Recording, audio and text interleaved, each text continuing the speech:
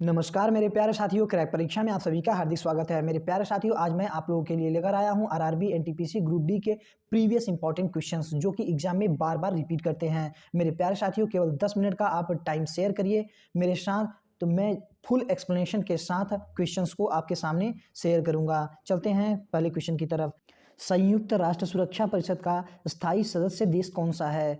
तो China, United state, United kingdom और France, ये सभी संयुक्त राष्ट्र सुरक्षा परिषद के स्थायी सदस्य देश हैं। अब हम इसके एक्सप्लेनेशन के बारे में देख लेते हैं। Permanent seat on the United nation security council, यानी कि यूएन सिक्योरिटी काउंसिल के जो परमानेंट सीट है वो हैं चाइना है, फ्रांस है, चाइना है, फ्रांस है, रसिया है और यूनाइटेड किंगडम है और यूनाइटेड स्टेट है। ये सभी जो देश हैं यूएन के सिक्योरिटी काउंसिल के परमानेंट सीट हैं। अब चलते हैं हम अगले क्वेश्चन की तरफ। हमारा जो अगला क्वेश्चन है वो है कि दूसरे राउंड टेबल कॉन्फ्रेंस यानी कि गोलमेज सम्मेलन में किसने भाग लिया? तो जो करेक्ट आंसर हो जाएगा वो महात्मा गांधी जी ने। अब हम चलते हैं इसके एक्सप्लेनेशन के बारे में देख लेते हैं। तो गांधी जी कांग्रेस का नेतृत्व कर रहे थे, तो गांधी जी उस समय कांग्रेस का नेतृत्व कर रहे थे और दूसरे गोलमेज सम्मेलन में इन्होंने पार्टिसिपेट किया था और उसी के जस्ट बाद सविनय अवज्ञा आंदोलन भी इन्होंने शुरू किया था। तो ये दूसरा जो गोलमेज सम्मेलन है वो सितंबर से लेकर दिसंबर 1931 के बीच में लंदन में ये आयोजित हुआ था। अब प्रथम गोलमेज सम्मेलन की बात कर लेते हैं,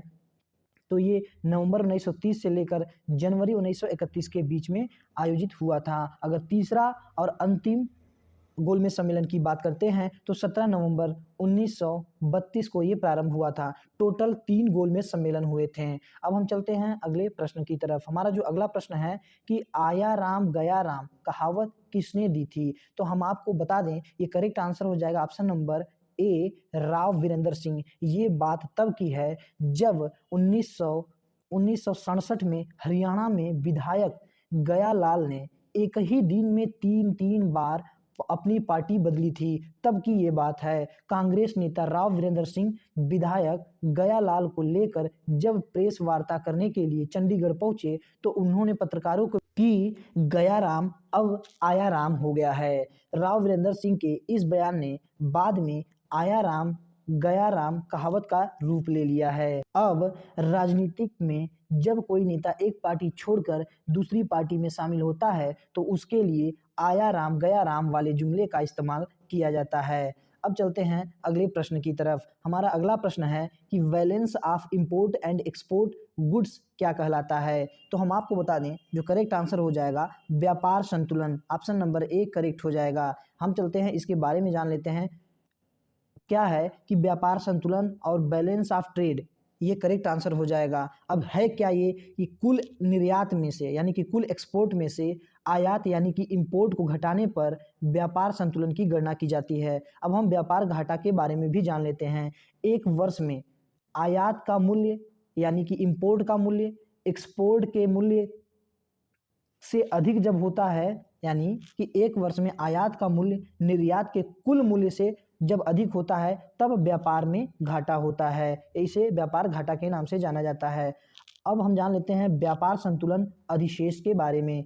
जब एक वर्ष में निर्यात का मूल्य देश के आयात के मूल्य से अधिक होता है तब व्यापार संतुलन अधिशेष कहलाता है।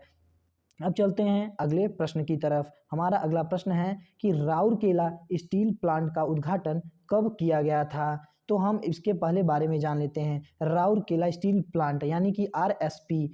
अब हम चलते हैं देखते हैं कि 3 फरवरी 1959 को तत्कालीन राष्ट्रपति राजेंद्र प्रसाद ने आरएसपी यानी कि राउरकेला स्टील प्लांट के पहले ब्लास्ट फर्नेस का उद्घाटन पार्वती के नाम से किया था।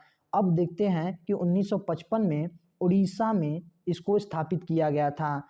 अब हम आपको ये भी बता दें कि प्राइवेट सेक्टर यानी कि पब्लिक सेक्टर में भारत का ये सबसे पहला एकीकृत इस्पात संयंत्र है, यानी कि फर्स्ट इंटीग्रेटेड स्टील प्लांट है।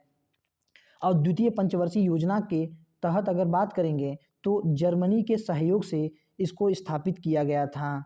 अब हम चलते हैं अगले प्रश्न की तरफ। हमारा जो अगला प्रश्न है वो नोबेल प्राइज सबसे पहले किस भारतीय को मिला था? तो जो हमारा करेक्ट आंसर हो जाएगा ऑप्शन नंबर बी हो जाएगा, रविंद्रनाथ टैगोर को। रविंद्रनाथ टैगोर को मिला था।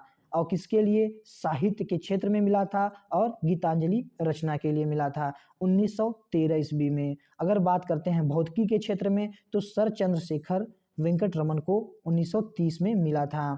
और अगर चिकित्सा के क्षेत्र में देखा जाए तो 1968 में हरगोविंद खुराना को मिला था। और अगर शांति के क्षेत्र में देखा जाए तो मदर टेरेसा को मिला था और यह भारत की पहली महिला नोबेल प्राप्त करता है। अगर अर्थशास्त्र के क्षेत्र में देखेंगे तो सबसे पहले अमर्त्य सेन को 1998 में मिला था।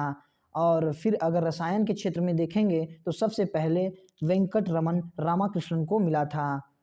और अभी हाल ही में 2014 में शांति के क्षेत्र में फिर से कैलाश सत्यार्थी को नोबेल पुरस्कार मिला। हमारा प्रश्न है कि पूंजीगत आय कैपिटल रिसिप्ट का भाग कौन सा नहीं है? तो हमारा जो करेक्ट आंसर हो जाएगा ऑप्शन नंबर सी, टैक्स। अब हम देखते हैं कि जो पूंजीगत आय में कौन कौन शामिल होता है। पूंजीगत आय में शुद्ध विदेशी ऋण, रिजर्व बैंक से लिया जाने वाला टैक्स और शुद्ध घरेलू ऋण, ये पूंजीगत आय में शामिल होता है। और सार्वजनिक आय में दो प्रकार के होते हैं, एक होता है राजस्व आय जिसे हम रिवेन्यू रिसिप्ट बोलते हैं और दूसरा पूंजीगत आय जिसे कैपिटल रिसिप्ट बोलते हैं। टैक्स रेवेन्यू यानी कि कर राजस्व आय का एक हिस्सा है।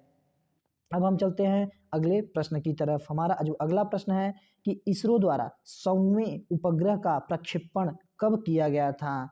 तो करेक्ट आंसर हो जाएगा 12 जनवरी 2018 को। अब हम चलते हैं इसके बारे में देखते हैं। तो 12 जनवरी 2018 को PSLV C40 द्वारा श्रीहरिकोटा अंतरिक्ष केंद्र से 100वें उपग्रह को कार्टोसेट 2 श्रृंखला के उपग्रह के साथ 30 सह यात्रियों को लेकर भेजा गया था। क्वेश्चन है स्थायी बंदोबस्त के समय वर्धमान का राजा कौन था? तो वर्धमान की बात करते हैं तो ये इसको पश्चिम बंगाल को ही वर्धमान कहा जाता है। तो स्थायी बंदोबस्त के समय वर्धमान का राजा कौन था? तो करेक्ट आंसर हो जाएगा लॉर्ड कॉर्नवालिस। हम बात करते हैं कि स्थायी बंदोबस्त की, तो स्थायी बंदोबस्त जो है सन 1793 में लॉर्ड कॉर्नवालिस ने बंगाल, बिहार, उड़ीसा, उत्तर प्रदेश तथा उत्तरी कर्नाटक में लागू किया था। अब रैयतवाड़ी कृषि व्यवस्था की बात कर लेते हैं। तो मद्रास के उस समय के तत्कालीन गवर्नर टॉमस मुनरो के द्वारा 1820 में प्रारंभ की गई थी। अगर रैयतवाड़ी की बात करते हैं तो जो रैयतवाड़ी होता है, रैयत का मतलब होता है किसान, यानी कि उस व्यवस्था में किसानों को भूमि का मालिकाना दे दिया गया था और डायरेक्ट किसान ही को टैक्स अदा करना था। और अब बात करते हैं इजारेदारी प्रथा की। तो इस प्रथा को सन 1772 में वारेन हेस्टिंग ने लागू किया था। मेरे प्यारे साथियों, अगर वीडियो अच्छी लगी हो तो लाइक कीजिए, सब्सक्राइब कीजिए और बेल आइकन को जरूर दबाइएगा, जिससे नोटिफिकेशन तुरंत आपके पास पहुंचे और आप वीडियो का ज़्यादा से ज़्यादा लाभ उठा लें। तो मेरे प्यारे साथियों, अगले वीडियो में मिलेंगे। जय हिंद, जय भारत।